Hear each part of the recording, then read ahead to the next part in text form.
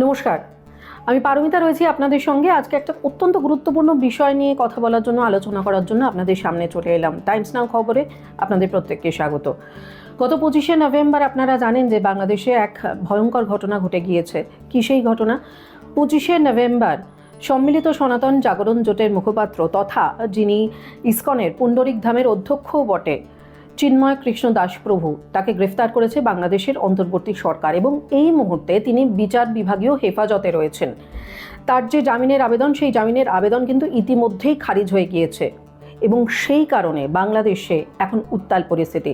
চট্টগ্রাম এবং রংপুর এই দুই শহরেই কিন্তু বিক্ষিপ্ত গোলমাল এবং হিংসার খবর আমাদের কাছে এসে পৌঁছেছে এবং ইতিমধ্যেই তাই নিয়ে কিন্তু মামলাও দায়ের হয়েছে যে এই দুই শহরে যাতে সেখানে জরুরি অবস্থা জারি করা হয়, তাই নিয়ে ইতিমধ্যে আদালতে মামলাও দায়ের করা হয়েছে। এই বিষয়গুলো নিয়েই আমরা কথা বলে নেব, আলোচনা করে নেব। আমাদের সঙ্গে রয়েছেন কলকাতা ইসকনের ভাইস প্রেসিডেন্ট তথা স্পোক্সপারসন রাধারমণ দাস। প্রথমেই যে বিষয়টা রাধারমণ বাবু আপনার থেকে জানতে চাইব সেটা হলো যে খুব স্বাভাবিকভাবে আপনারা যে চিন্তিত হবেন এ তো বলার অপেক্ষা রাখে না, কিন্তু সেখানেও তো ইসকনের বহু সদস্য রয়েছেন, তাদের নিয়ে আপনারা এই মুহূর্তে দাঁড়িয়ে কি ভাবছেন? আমরা দেখছি কি কিরকম চিন্ময় কৃষ্ণ দাসকে দুদিন আগে গ্রেফতার করা হয়েছে।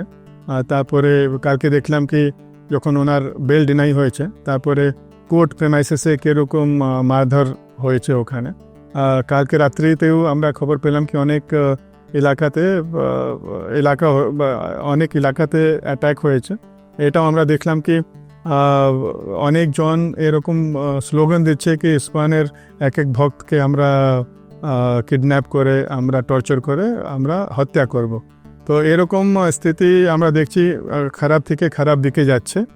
আজকে জাস্ট আমি শুনছিলাম কেউ বলছিল কি অ্যাটর্নি জেনারেলও কিছু কমেন্ট করেছেন ওখানকার হাইকোর্টের নির্দেশে কি ইসকনকে একটা মৌলবাদী সংস্থা ঘোষিত করা হোক।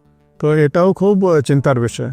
আমরা দেখলাম কি যে যখন চিন্ময় কৃষ্ণ দাসকে পুলিশ নিয়ে গেছে, তারপরেই ওখানে পুলিশ লাঠিচার্জ করেছে আর পুলিশের সঙ্গে কিছু ইসলামিক গ্রুপ ওরাও অ্যাটাক চালিয়েছে। আর ওখান কোর্ট প্রিমাইসেসে একজন লয়ার ছিল, ওকে ওনার হত্যাও করে দেওয়া হয়েছে কোর্ট প্রিমাইসেস ভেতরে। তো এটাও খুব শকিং। এই বিষয় নিয়ে আপনারা কি কোনোভাবে ভারত সরকার বা প্রধানমন্ত্রীর হস্তক্ষেপ চাইছেন, দাবি করছেন? অফকোর্স গভর্নমেন্ট অফ ইন্ডিয়া এটা ওদেরকে হস্তক্ষেপ করা উচিত, কেন কি সিচুয়েশন খুব খারাপ দিকে খারাপ হচ্ছে। কালকে মিনিস্ট্রি অফ এক্সটার্নাল অ্যাফেয়ার কিছু স্টেটমেন্ট দিয়েছিল, কিন্তু ওর উপরে বাংলাদেশ গভর্নমেন্টের যে রিপ্লাই ওটা খুব শকিং। তো আমরা হোপ করি কি ইন্ডিয়ান গভর্নমেন্ট এর উপরে সংজ্ঞান নেবে আর স্টেপস নেবে, নেসেসারি স্টেপস নেবে। আমরা দেখলাম কি গভর্নমেন্ট স্টেটমেন্ট ইস্যু করেছে, কিন্তু বাংলাদেশে কোনো স্থিতি ওটা ঠিক হচ্ছে না, স্থিতি খুব খারাপ দিকেই যাচ্ছে। তো অ্যাকচুয়ালি আমরাও জানি না কি এটা কীরকম, যে ডিফিকাল্ট সিচুয়েশন সৃষ্টি হচ্ছে বাংলাদেশে ওটা কীরকম শেষ হবে। তো এটা নিয়ে আমরা নিজেই খুব চিন্তিত আছি। যেহেতু চিন্ময় কৃষ্ণ দাস প্রভু, ওনাকে রাষ্ট্রদ্রোহের অভিযোগে গ্রেফতার করা হয়েছে এবং তার জামিনের আবেদন ইতিমধ্যেই যেটা জানানো হয়েছিল সেটা খারিজ হয়ে গিয়েছে, সেই জন্যে এই মুহূর্তে দাঁড়িয়ে আপনারা কি সেখানে চিন্ময় কৃষ্ণ দাসের বিকল্প হিসেবে কাউকে সেখানে ভাবছেন, বা এই গোটা বিষয়টা নিয়ে আপনাদের কি পরিকল্পনা, কতটা চিন্তিত আপনারা? আমরা দেখেছি কি যারা ওখানে প্রোটেস্ট মার্চে এটা চেহারা হয়ে গেছিল, সবার বিরুদ্ধে দেশদ্রোহের মামলা করা হয়েছে। চিন্ময় কৃষ্ণ দাস উনি জেলে আছেন। তো অ্যাকচুয়ালি আমরাও জানি না কি হবে, কিন্তু যেটা হচ্ছে ওটা অনেক দুর্ভাগ্যপূর্ণ। ওখানকার মাইনরিটিস ওরা ব্যাকফুটে আছে। ওরা এটাই আশা করছিল কি যেটা 8 পয়েন্ট ওদের যে দাবিটা আছে, গভর্নমেন্ট ওটা কনসিডার করে ওটা ইমপ্লিমেন্ট করবে। খালি ওটা এটাই চাইছে কি ওদের সুরক্ষা প্রদান করা হোক, কিন্তু সিচুয়েশন আমরা দেখছি কি অন্য দিকেই চলে যাচ্ছে।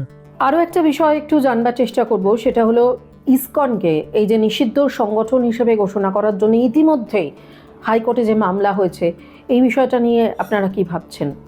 সারা বিশ্বের ভক্তরা চিন্তিত আছে, কারণ নাকি বাংলাদেশে আমাদের ইসকনের অনেক মন্দির আছে, অনেক ভক্তরা আছে। তো ওদের সেফটি নিয়ে সবাই কনসার্ন আছে, সবাই ফোন করছে, জানার চেষ্টা করছে কি হচ্ছে, কীরকম ওদেরকে প্রোটেকশন দেওয়া হবে। এতগুলো মানুষ, এটা 10, 12, 100 মানুষের কথা নেই, ওখানে প্রায় 3 কোটি মাইনরিটিস আছে। এটা এটাই এটাই মতলব সবাই অ্যাকচুয়ালি এই মুহূর্তে আমরা ভাবতে পারছি না কি কীরকম ওদেরকে কি করা হবে, কীরকম ওরা সেফ থাকতে পারবে। তো আমরা নিজেই কনফিউজড আছি।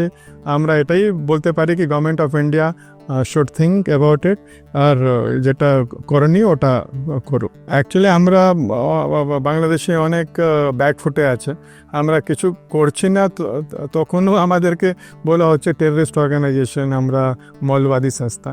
তো এটা খুব সেন্সিটিভ বিষয় হয়ে গেছে, কেন কি ওখানকার যা লোকাল আমরা দেখছি কি যারা ইসলামিস্ট আছে যেরকম স্লোগান করছে, আর এটা হুমকি দিচ্ছে কি আমরা এক এক ইসকনের ভক্তকে হত্যা করব। তো আমরা ভেরি কশিয়াসলি আমরা হাঁটছি, দেখছি, আমরা অবজার্ভ করছি, কিন্তু ভারত সরকারকে এই মুহূর্তে হস্তক্ষেপ করা দরকার। চট্টগ্রাম এবং রংপুরের এই মুহূর্তে যা পরিস্থিতি, তাতে সেখানে এই যে জরুরি অবস্থা জারি করার জন্য ইতিমধ্যেই আদালতে আবেদন করা হয়েছে, এবং ইসকনকে এই যে নিষিদ্ধ সংগঠন হিসেবে ঘোষণা করার জন্য ইতিমধ্যেই আদালতে মামলা দায়ের করা হয়েছে। সেই অবস্থায়, সেই পরিপ্রেক্ষিতে দাঁড়িয়ে যেহেতু এই মুহূর্তে উত্তাল বাংলাদেশ এবং ইউনূসের অন্তর্বর্তী সরকার, তারই বা কী অবস্থান, ইসকনের যিনি মুখপাত্র, যার সাথে আমরা কথা বললাম, আপনাদের একটু বোঝানোর চেষ্টা করলাম যে তারা এই মুহূর্তে দাঁড়িয়ে গোটা বিষয়টা নিয়ে কী ভাবছেন, কতটা উদ্বেগে রয়েছেন, বা পরবর্তী পরিকল্পনা তারা কিভাবে ভাবছেন। সবথেকে উল্লেখযোগ্য বিষয়, তারা বারবার যেটা বলছেন যে তারা চাইছেন ভারত সরকার, প্রধানমন্ত্রী অর্থাৎ কেন্দ্রীয় সরকার, তারা এই গোটা বিষয়টায় হস্তক্ষেপ করুক।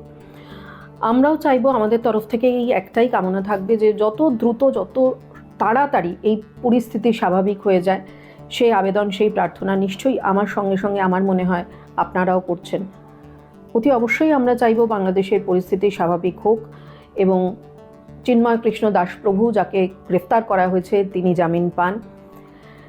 এই খবর সংক্রান্ত যাবতীয় আপডেটের জন্য আমরা চেষ্টা করব, যা যা আপডেট, যা যা খবর আমাদের কাছে আসবে, সেই খবরগুলো আপনাদের সামনে পৌঁছে দেওয়ার। তার জন্য অতি অবশ্যই আপনারা সঙ্গে থাকুন টাইমস নাও খবরের, দেখতে থাকুন টাইমস নাও খবর।